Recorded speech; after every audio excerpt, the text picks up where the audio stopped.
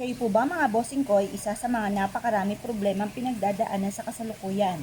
Ako po ay may tuturo sa inyo na isa sa mga pamamaraan upang sa ganon, mabago-bago ang takbo ng ating pamumuhay. Ang dahon ng laurel ay maraming benepisyong dulot.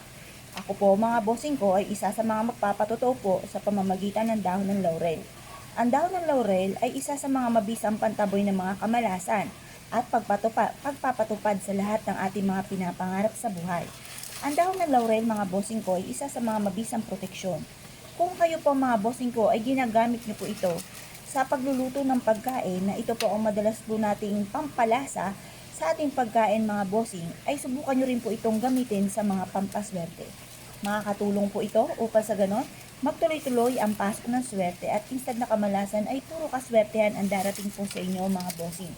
Ngayon po mga bossing, ako po ay isa sa mga magpapatotoo po dito. Ang ginawa ko po, ako po ay nag-focus sa aking mga pag-wish.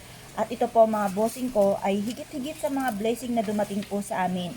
Ako po mga bossing ko ay simple lang naman ang mga wini-wish ko po mga bossing ko na madagdagan ang aming panggasto sa araw-araw. Hindi laging kapos at lagi na lamang pong nangungutang hanggang sa ako po ay kinasawaan na ng aking kapwa. At natatakot na sa akin kapag ako'y nakikita dahil iniisip nila na ako ay mangungutang po muli. Kaya ako po'y iniiwasan po nila mga bossing. Ngayon po mga bossing, ang ginawa ko ay in-apply ko ang aking mga nalalaman at lalo kong dinagdagan ang sipag at tiyaga.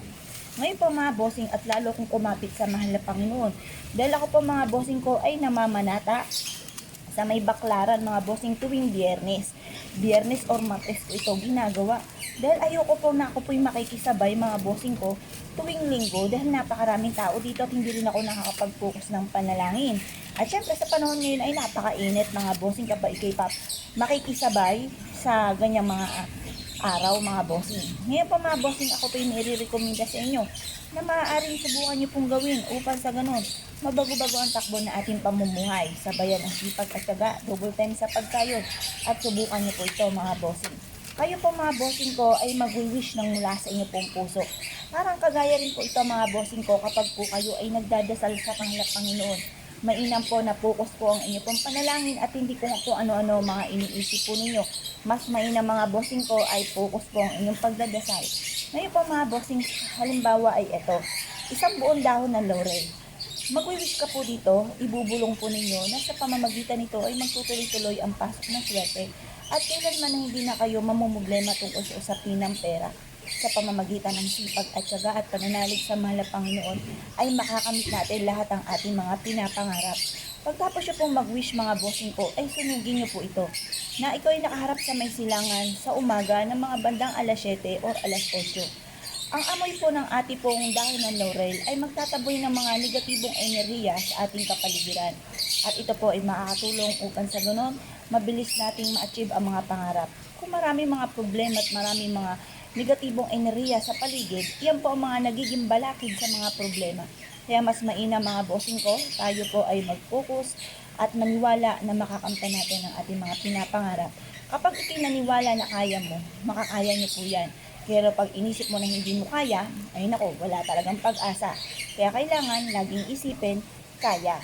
Yan po mga bossing ko ay isa sa mga makakatulong upang sa ganon ay magtuloy-tuloy ang pasok ng swerte. Instead na kamalasan ay puro kaswertehan ang darating po sa inyo po mga bossing. Subukan niyo po ito at ito po ay isa sa mga paborito o na pampaswerte mga bossing.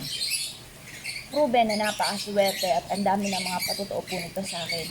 Ang usok po nito mga bossing ko ay isa sa mga pinaniniwalaan na napaka-powerful na nagtataboy ng mga kamalasan. Ito po mga bossing ko ay makakatulong upang sa ganon, instead na kamalasan ay puro swerte ang darating po sa buhay po natin. Basta positive ka lamang. Ako po mga bossing, syempre tao lang po tayo. Nakakaisip tayo ng mga negatibo. Ang ginagawa ko pong sikreto, hindi ko po ito pinapansin or pinagdadasal po ko po agad ng taimtim.